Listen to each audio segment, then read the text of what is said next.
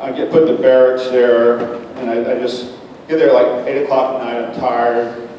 I go to sleep. I wake up the next morning and get the rest of the stuff out of my car, and here's a young, good-looking woman in cut-off jeans and a tank top cutting grass outside the barracks. And I'm like, holy cow. I heard Special Forces units were awesome, but I didn't think we had, good-looking young ladies cutting grass for us. And come to find out, she was like an admin clerk or something. She got in trouble, and she was on extra duty, but she was out there at 7 o'clock in the morning drinking her beer, cutting grass. So it was kind of a different environment in Special Forces. We always said we would play by the big boy rules. The trust, the training hard. We train. Just like your basketball team, just like your football team, just like your marching band, you trust each other. You trust that, when you pass James Snyder basketball, he's just going to dunk it, right? And he's going to make the shot. Or you're a quarterback, you drop back for that pass, that offensive line's got you covered. And you train, you build cohesion, you build trust, you build a brotherhood, a sisterhood, and that's what the Army was for me. Except our playing field's a little bit different. When we go to combat operations, and defeat is not an option. Okay, just not an option for us. Okay, so I go to Fort Carson, and what's interesting is when I was leaving DLI after I went through intermediate, they were updating my records, and we had these little sheets back then called 2-1 files. And for my languages, they had Arabic and they had AL, which was Albanian. And I said, hey, what is this code AL? I didn't know what it was. I said Albanian. I said, well, I don't speak Albanian. And they said, oh. So guess what happened somewhere around 1999 in Southeastern Europe, Kosovo. Okay, we had the conflict with Bosnia and Serbia in the 90s, and then we had Kosovo break out. And being with 10th Special Forces Group, guess where we were? We were in Kosovo. And I taught myself Albanian. I was on this small team. We had 2 Serb linguists. They were really, really good. And I spoke Arabic. I was useless there. So I bought a little book on the Albanian language, and I taught myself the language. And then our follow-on tours there, I was able to do voice intercept, it was pretty interesting. And in the history, kind of the history of warfare, there's always been little skirmishes or little events, little wars that lead you to greater wars, right? So the French and Indian War kind of led Revolutionary War. The Mexican-American War, it was pre-Civil War, right? So then we had the big Civil War. We had conflict in the Philippines with the Moros pre-World War I. And some of those people that fought in the Mexican-American War became generals in the Civil War. Some of those people that fought in the Philippines, Pershing, became a general in World War I, etc. And so for me, even though Kosovo was a real conflict with real bullets flying, it wasn't a world war in a certain perspective. And then 9/11 happened, right? And I was, again, our AO's Europe. I was at Jump Master School where we throw people out of not so perfectly good airplanes. And the day we were supposed to do our airborne operations where we kind of what we were building up to throw people out of airplanes was on 9/11. I remember being on the airfield, Colorado, it was about 7:30 in the morning, and then someone came out from the towers like, hey, all the birds are grounded, we're not jumping today. And then, I kind of felt the same way James did, like, oh man, somebody flew like a Cessna plane, like it was a cloudy day or something, and then, So, being in the 10th group, unfortunately, we were still going into Kosovo. And I'll tell you, the caliber of men and women there, we were so fired up to go to Afghanistan. We wanted to go. And we didn't get to. And that was a big disappointment for me. Because I spoke Arabic, Bin Laden spoke Arabic. There's people that, my job was to intercept their voice communications, direction find, figure out where they are so we could kill them, right? And it was disappointing. And it wasn't until the invasion of northern Iraq that I actually got to go to combat. And it was really a really fun time. Something I really look forward to, you train for, and I was pumped up for that. We were supposed to fly over Turkey. Turkey would not let us fly into northern Iraq. We were based out of Romania in Constantine on the Black Sea, just waiting. And then finally we get into Jordan. We flew map of the air from Jordan all the way to northeast Iraq. It was called Operation Viking Hammer. We called it also known as Operation Ugly Baby. And it was the longest combat assault operation in history of warfare. We flew about 100 feet above ground level. I remember I was on the port side of the C-130, looking out the window, seeing AAA fire come up, and actually seeing like light poles and stuff. And so several planes were hit. There were 6 birds total, but we made it. And then we got to do our job. We were fought alongside the Peshmerga, who were the Kurdish fighters from the PUK, the Patriotic Union of Kurdistan. They were awesome fighters. There's a group called Ansar al-Islam who was on the Iranian border. A guy named Zarqawi there was in charge of him. And so we did our voice intercept.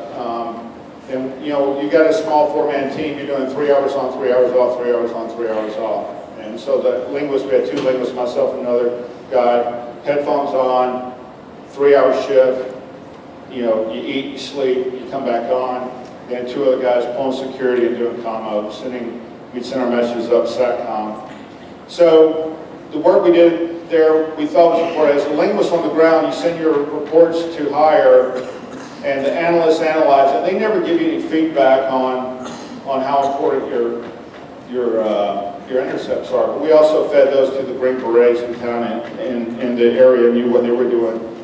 But it was like a couple years later, actually it was about a year later, I'd gone back to Monterey to learn Farsi, and I'm sitting there, and we had a kind of a event like this, because in the military you have to do all this mandatory training, right? So we had mandatory training for something other, and I remember my commander, he was with 10th Special Forces Group as well. He asked some of us who were combat vets to come and talk to the young folks. There were people just joined the military, the Army, and kind of share some of my experiences. I kind of shared what I told you just now about kind of going into northern Iraq, and I left it at that.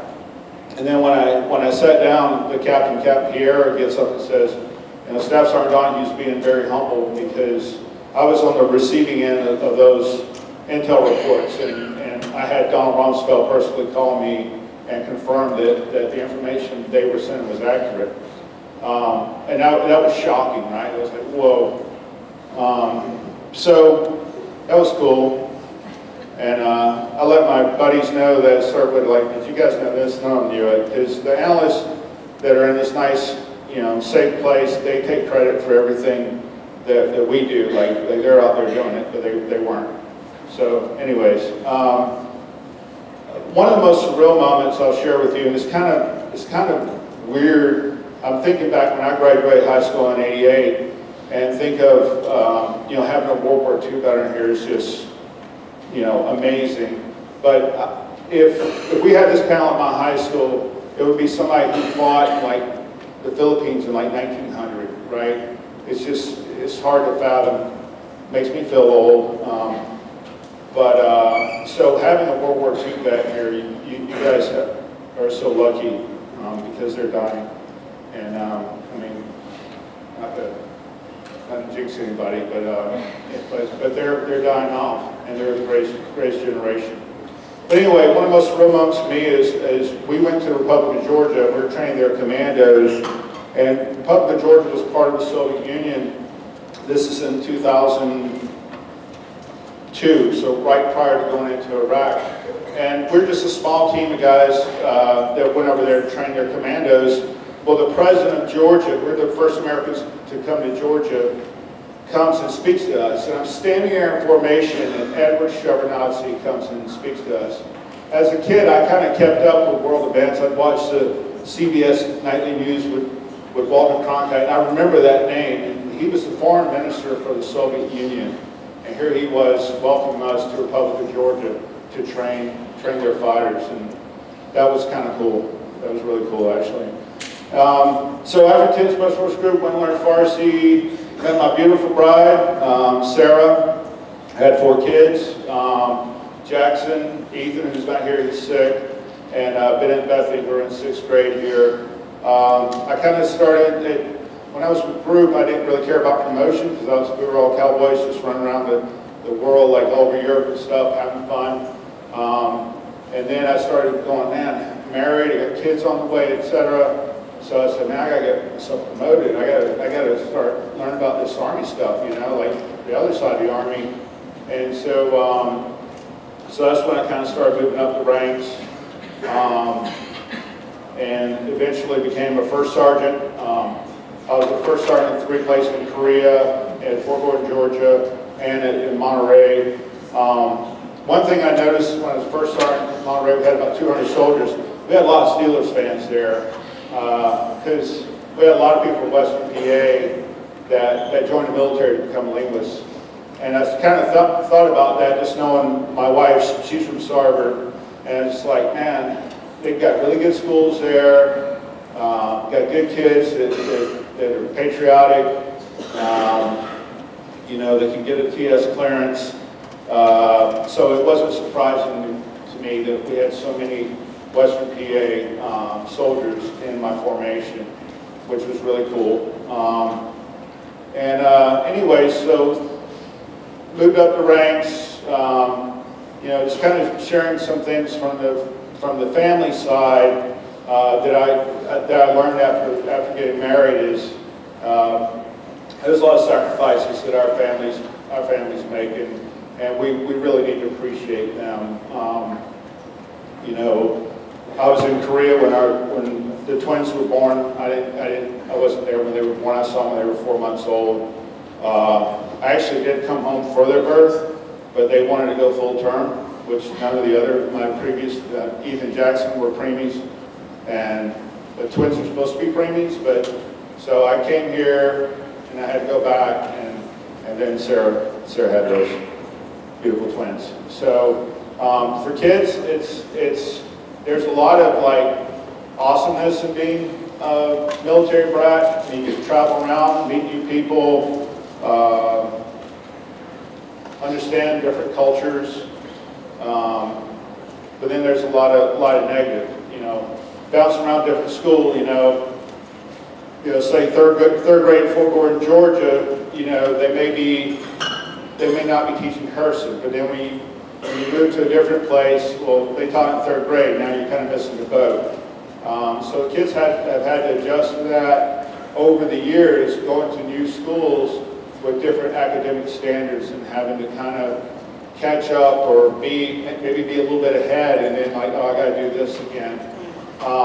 The really cool thing is, like I say, is learn different cultures. I know Ethan and Jackson, they miss the tacos and Mexican food in Arizona and California. We haven't found any good Mexican food here yet,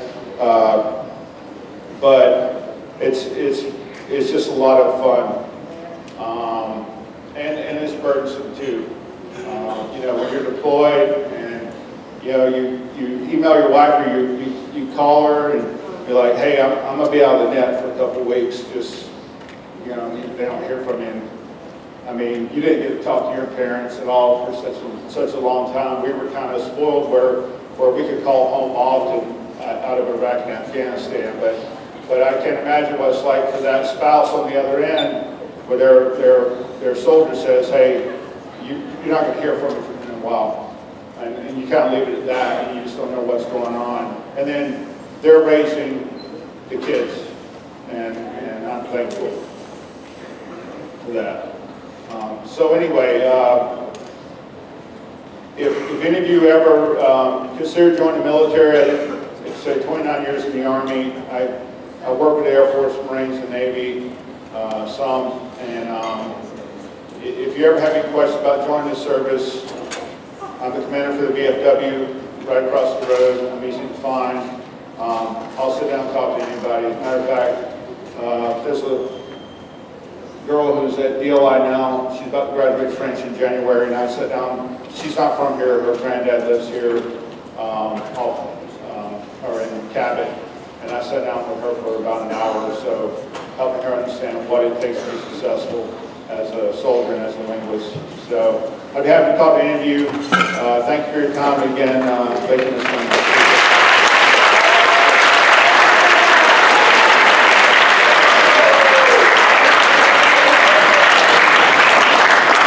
Thank you, Command Sergeant Major Donahue. So this concludes our Veterans Day program. Thank you for your attention today.